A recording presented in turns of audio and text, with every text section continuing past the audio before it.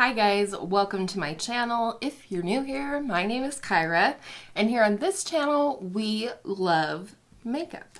But we're really interested in real makeup for real life and real people.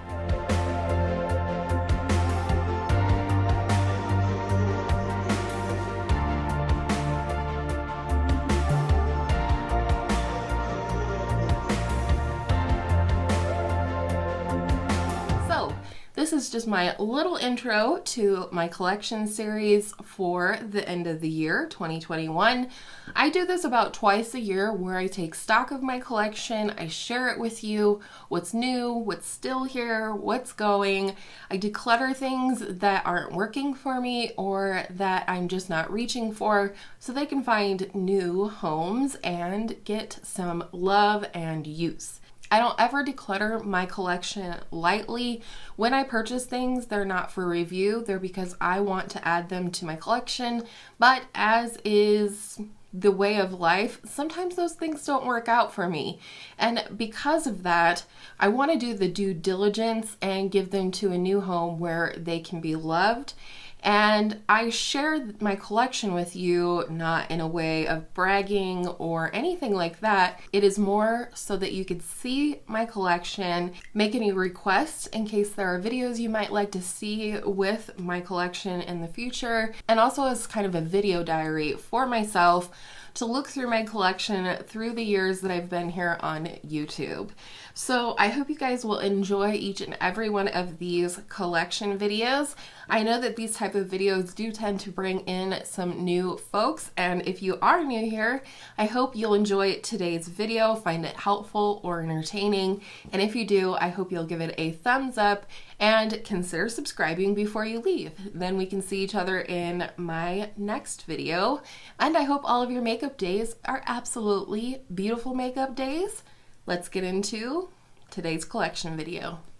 Okay, here are all of my powders and concealers. I think we'll go ahead and start with concealer today. I can already tell you this is not a category that I will probably get rid of much.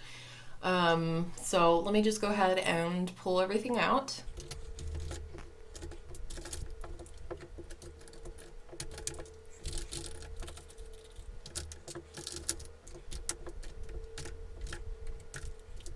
Okay, here we go.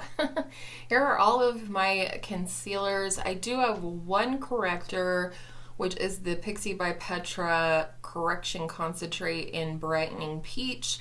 I had this a long time ago, and then I purchased it again, and I don't know why. This is a little bit kind of dry. I wish it was more like the Becca / now Smashbox corrector, but since it's the only one I have currently, I'm gonna go ahead. I'm gonna go ahead and keep this. All right, and then there are these two concealers from Glossier. I have the shades G9 and G10. One was originally mine and one was originally my bestie's, and she decluttered hers to me. So this is the shade G9 here, and this is the shade G10, which I feel like is maybe a little bit more neutral. So let's look.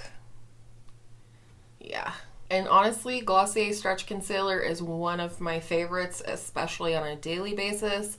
So I am going to keep both. All right, let's keep on with the more drugstore or affordable concealers. This is my number 7 Lift and Luminate Serum Concealer. I have the shade Light. This is a really beautiful, lightweight, lighter coverage concealer, and I just really enjoy this one. It's not drying, it's just really nice, especially on an everyday basis. It's a little less coverage, and I really like this one. I definitely want to get some use out of it this winter because it is more of a winter shade for me. So I'm going to keep this one. Next, I can't believe how orange this looks in the package. This is the Revlon PhotoReady Candid Concealer in the shade 027 Biscuit. This is a beautiful formula, and thankfully it does not look anywhere near as orange in the actual product as it does in the packaging. It is definitely a little bit of a peachy shade for me, but it's a great shade. I love this formula. It's creamy, it's about a straight medium coverage, and it's really inexpensive from the drugstore. Next is this one from e.l.f. This is their HD Lifting Concealer. You can see mine has quite a few windows in it. I was working on panning this, but pulled it out in lieu of using something that's a little bit of a better shade match for me right now. This is the shade Light, and this is one you just don't hear people talk about on YouTube, but I definitely prefer it to the other e.l.f. concealers, the Camo and the Hydrating Camo Concealer. You can see this one is definitely darker than the other two that we've already swatched. So I am keeping this one. It'll be easy enough to finish up as soon as warm weather comes around again. And with that in mind, we may as well go ahead and swatch this one.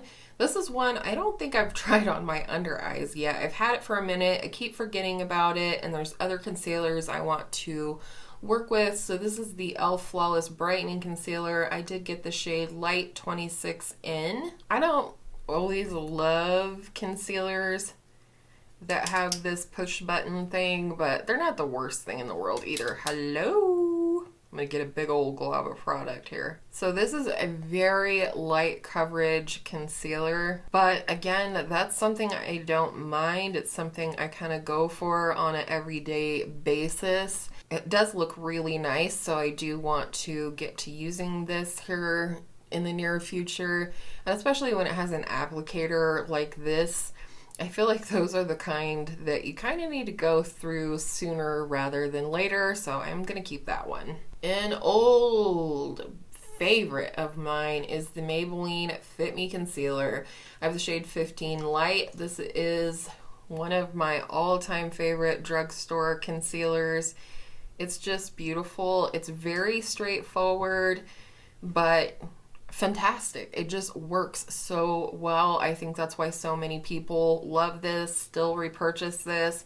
It is super inexpensive, but it's hydrating. It's just all over beautiful. I've even used this kind of like a foundation before, and it looks beautiful like that too. It's a good shade match for me, so I'm keeping it. My other Maybelline concealer is this one, is the Instant Age Rewind Eraser Multi-Use Concealer. I have the shade 120 Light. This one I love because it is so thin, therefore it does not accentuate texture. It does not make my under eyes look dry or crepey.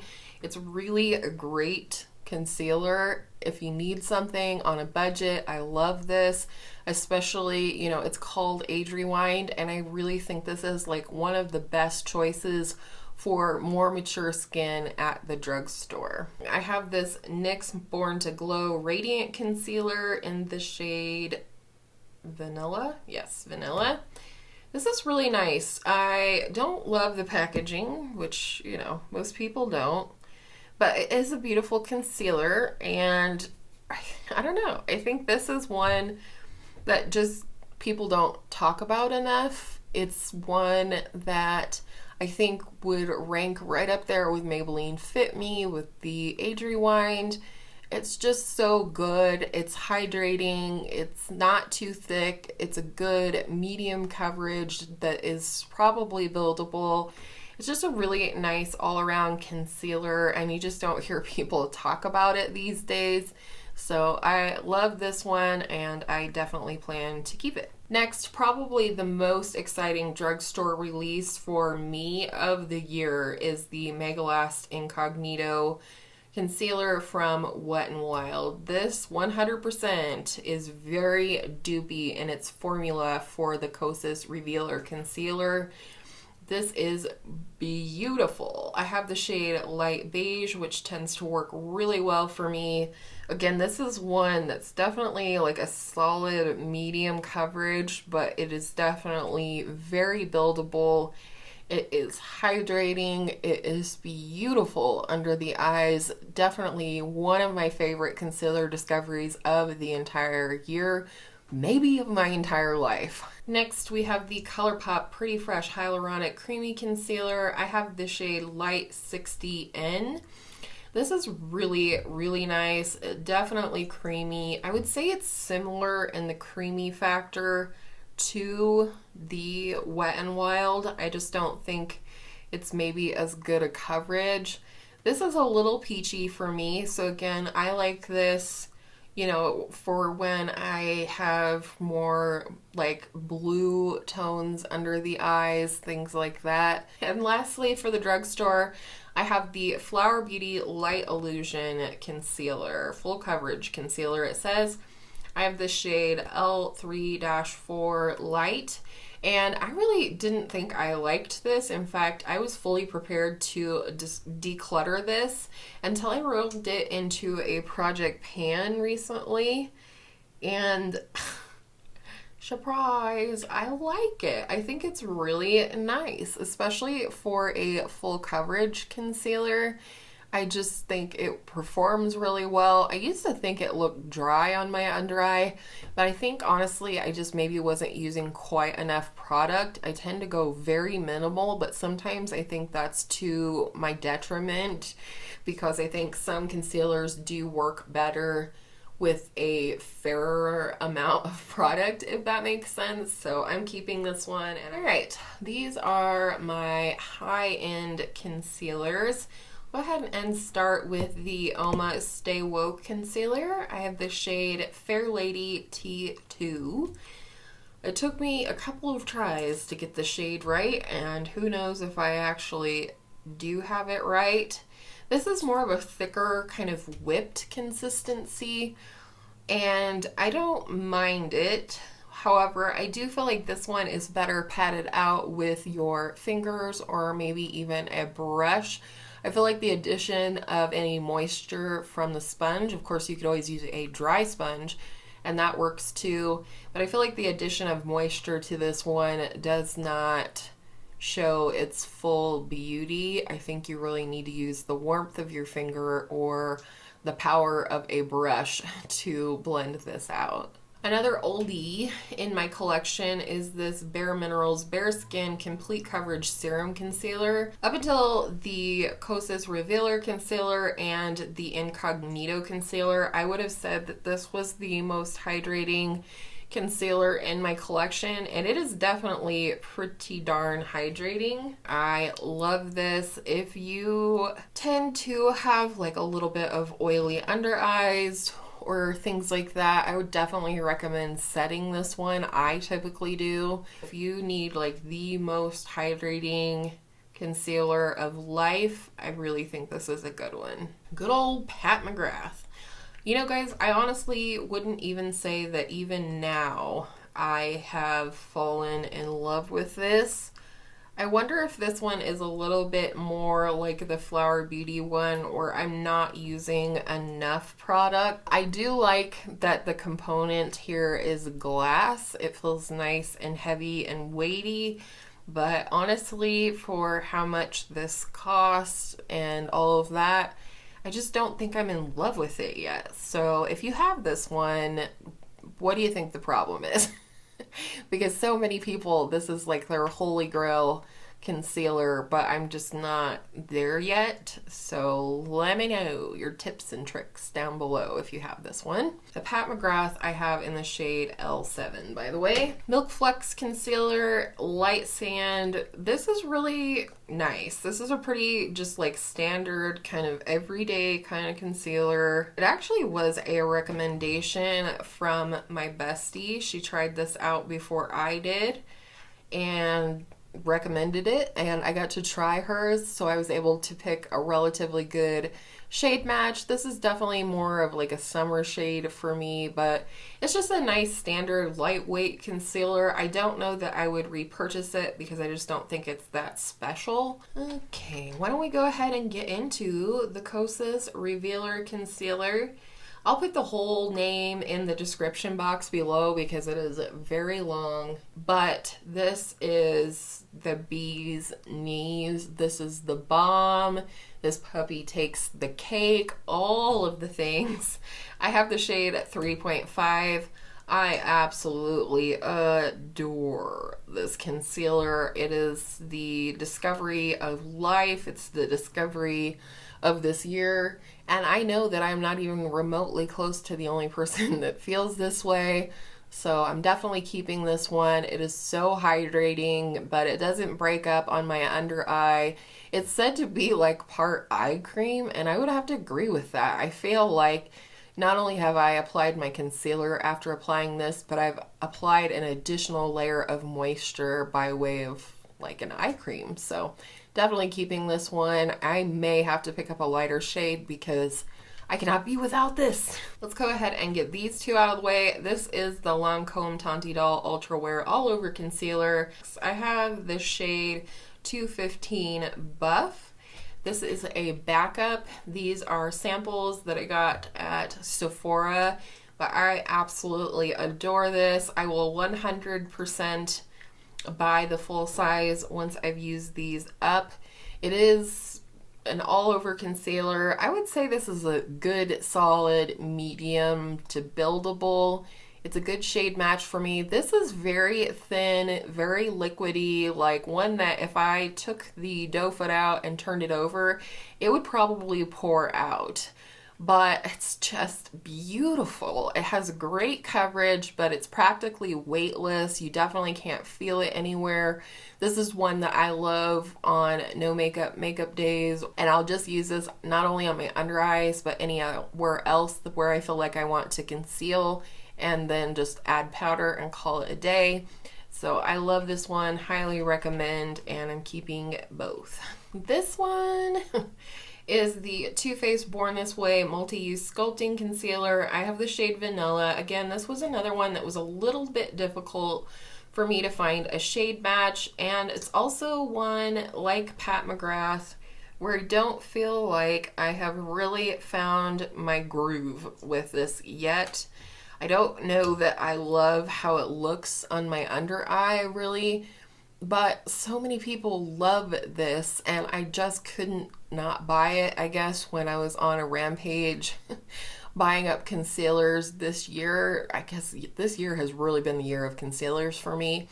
But I am going to keep this one. But again, just like the Pat McGrath, if you have this, if you've had it before, what do you think the problem is? I just feel like this looks a little dry.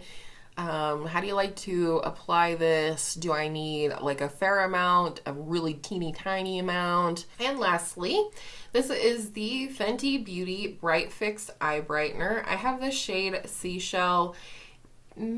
Probably not the best shade match for me. I guess we'll find out in a second here, swatched against these guys. I do like the formula. Yeah, way too light.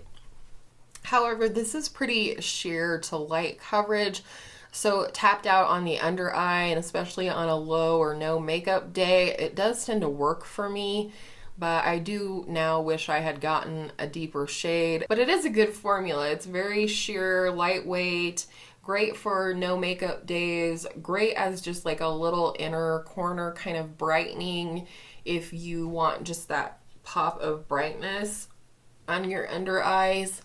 So I like it. So like I said, probably wasn't going to get rid of any, and I'm not.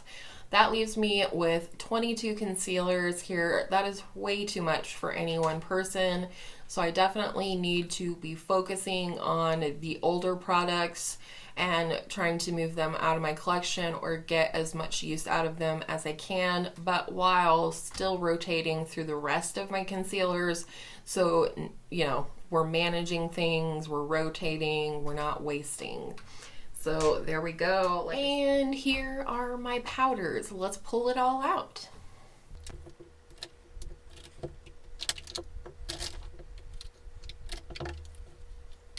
Okay, here we are with all of my powders. Again, I don't really think I'm going to be getting rid of anything in this category, but I am going to show them all to you. I don't declutter just for the sake of decluttering. If I don't know how I feel about something, I'm not decluttering it. I want to try it further, things like that.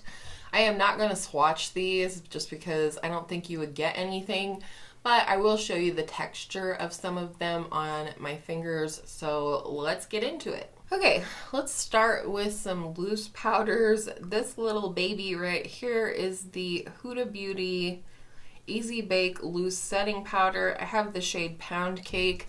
I've always wanted to try this, and I never knew that this was scented, but it is. This is a really nice powder, actually. I feel like it sets my makeup really well. It's definitely one I would consider purchasing a full size once I work through some of my other powders, and of course after I finish this one. But I will say, if you are sensitive to smell, I would not buy this. I don't feel like the scent lingers after application, but it is quite scented. It's quite a perfumey scent. I personally like it, but I did want to call that out. Then I have my Hourglass Veil Translucent Powder. This is the mini. This is a beautiful powder, especially I would say for dry skin. If you have the trouble of powders looking dry and powdery on you, I think this is a good one. I personally am not purchasing from Hourglass right now, but it is a really beautiful powder. However, I feel like I 100% have a dupe for this one, so let's talk about that one next. And that is the e.l.f. Halo Glow Setting Powder. I have the shade Light, and this is so beautifully similar, and I don't know, I'm so happy with it. I cannot believe how similar it is. In fact, I really like this one better than the Hourglass, and you do get a ton of product in here for a very affordable price. So I definitely recommend this one over the Hourglass. And then my last loose powder is the mini of the Laura Mercier Translucent Loose Setting Powder, and they have a couple of different shades of this now, which is great. This is just a really standard loose powder. However, I would say this is somewhere in between the Huda and the Hourglass or the e.l.f. in terms of its setting capabilities. But it does do a pretty good job setting my makeup most of the time. I just don't think this is necessarily the best one for maybe the hottest parts of the year where I need the most mattifying, but it's a beautiful all-around everyday type of powder. This is the Ambient Lighting Powder in the shade Diffuse Light. I really like this. This would be the one Hourglass powder that I would really consider repurchasing. It has a nice sheen to it, but it's not too glowy. It's not shimmery or sparkly. I really like this on my under eye, but I also love this for buffing my cheek products together. My other full-size Hourglass powder is in the shade Dim Light. I really like this one, and it's, you know, more close to my skin tone. Again, it has that nice sheen. This is a great product for buffing all over the skin. I mean, it's a finishing powder, so it's meant to use at the end of your makeup routine and just kind of buff all over everything, make everything look like one. I don't know that this is necessarily the best shade for me, but it is something I need to pull out and use more. Again, I've had this for a long time. This is the MAC Mineralized Skin Finish Natural in the shade Light Plus. I don't know if, I think this is baked, but this is a very firm powder. It's, you know, it's a hard pressed powder, so it's really nice in that you don't get a ton of kick up in the pan when you're using it.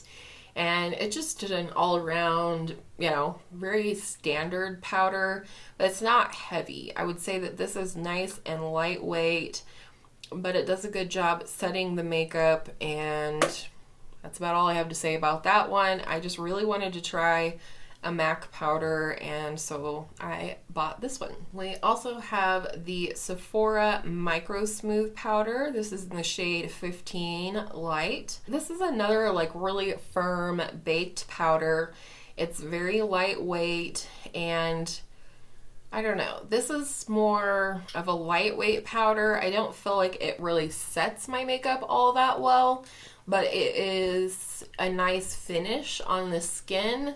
I originally bought this to try on my under eyes, and I really did not care for it that way, but as just like an everyday setting powder, it's fine, so I am going to keep it. Then we have the Dior Backstage Face and Body Powder No Powder. I have the shade 2N.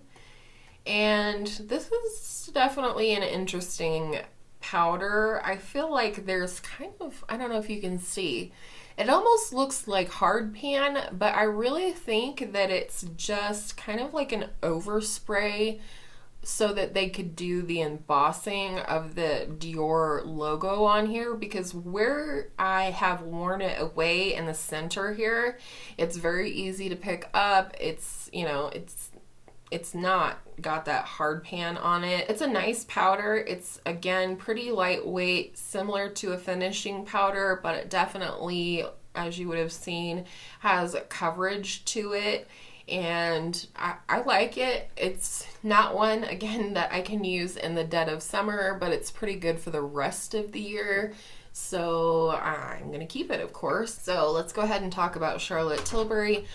I had tried a little sample of this once upon a time, and I thought, yes, it's nice. No, it's not something I would ever really want to purchase, but my hubby actually purchased this for me. It is the Airbrush Flawless Finish Complexion Perfecting Micro Powder, and I have the shade 1 Fair. This is a really beautiful texture. I do like the shade for under my eye, but under my eye, just one.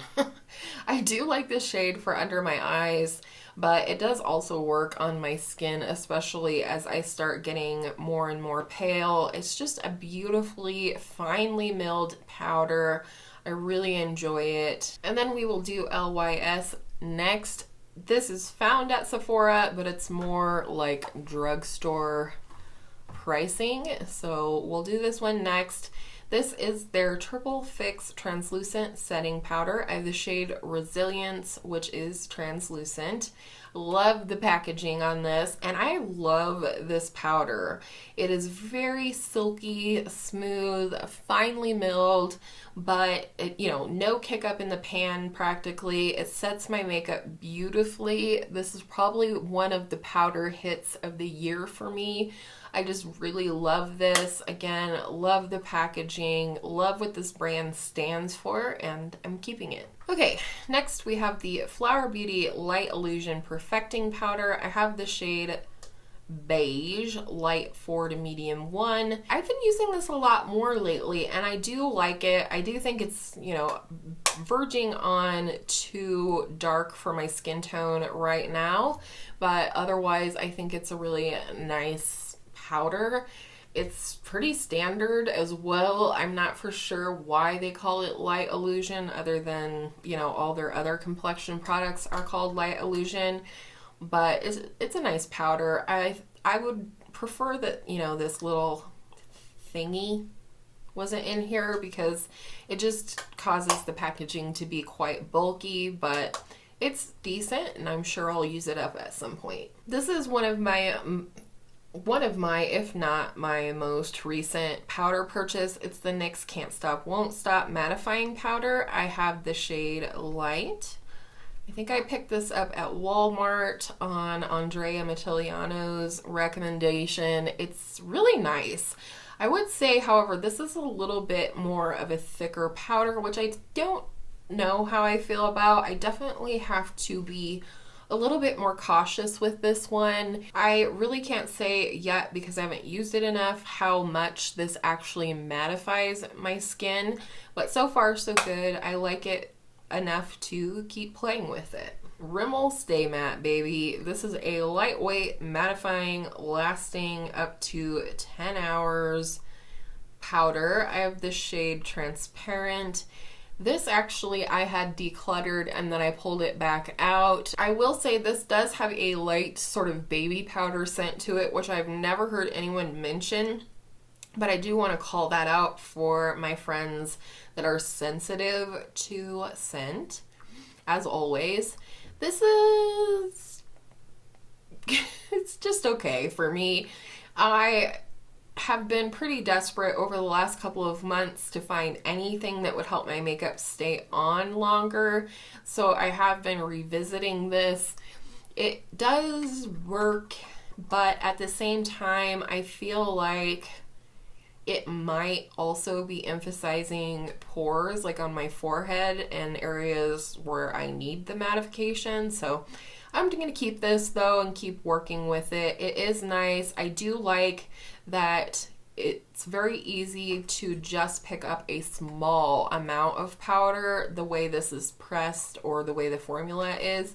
So that's definitely a plus. And lastly, I have the Catrice Prime and Fine Mattifying Powder, waterproof and transparent, and the shade is called Translucent. This was a gift from a friend and a subscriber, and I do like this one. I do think it does mattify pretty well. She actually uses this on her under eyes, which I thought was really cool, and I have tried it that way, but maybe I'm a little older than her because I don't think it looks quite as nice as some of my other powders. Oh, speaking of which, I do have one more powder. Darn it. We'll talk about that next. Anyways, I like this powder. It works pretty well, and I'm going to keep it. And then, lastly, I totally forgot about this one. It was in my everyday makeup basket because I'm working on panning it, but this is the number 7 Lift and Luminate Triple Action Translucent Finishing Powder, and I have the shade Light. It says, your best looking skin, instantly smoother and more radiant. This is my go-to powder for under my eyes. It is silky, it is smooth, it is lightweight, and dare I say, I feel like this works better on my under eye than the Charlotte Tilbury one does. But, you know, I think to really prove that, I'll have to do a side-by-side. So many people call this a dupe for the Charlotte Tilbury. I would not call it that. I think just touching this powder is evidence enough that it is not like the Charlotte Tilbury, but it is beautiful on the under eye. And if you have dry skin, again, and you're looking for a powder that will not emphasize, that will not cling, that will just smooth your skin like a baby's bottom, I definitely recommend this one. So again, for those of you playing along at home, I did not get rid of any powders or any concealers, but I did show you my entire collection of both, and I do have 16 powders. So again, I hope you guys enjoyed today's video. If you missed it, I will have the previous video of primers and foundations linked down below, as well as the playlist in case you are watching these in the future and you want to check out a specific category. They will all be in the playlist together. If you did enjoy today's video, I hope you will give it a thumbs up and consider subscribing if you haven't already, and I hope all of your makeup days are absolutely beautiful makeup days.